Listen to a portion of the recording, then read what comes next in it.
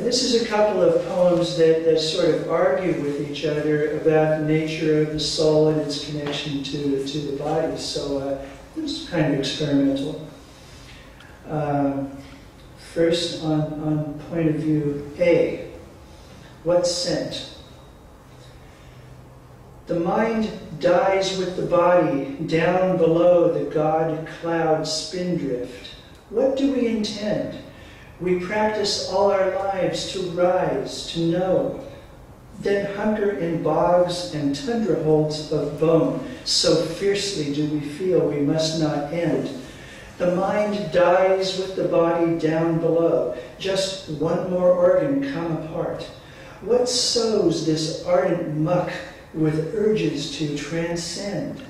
We practiced all our lives to rise, to know, to ride great updrafts to an afterglow, our swirls ourselves, but beaten into blend. The mind dies with the body. Down below, beneath the binding crust, both undergo grueling dissolve. Who speaks of brain pretends we practiced all our lives to rise, to know what gods extract from nerve weave, call it soul.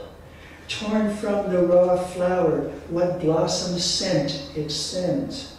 The mind dies with the body down below. We practiced all our lives to rise, to know.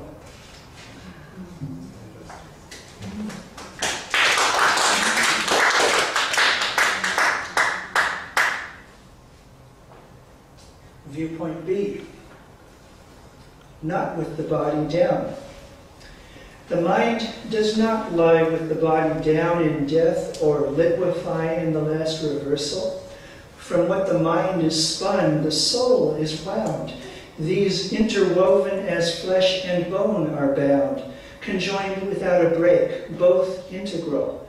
The mind does not lie with the body down and isn't to be shrugged out of like a gown, crumpled atop the closet floor's dispersal. From what the mind is spun, the soul is wound. Our thoughts, the silent spinners in a town, made up of outskirts, swirling with mute rehearsal.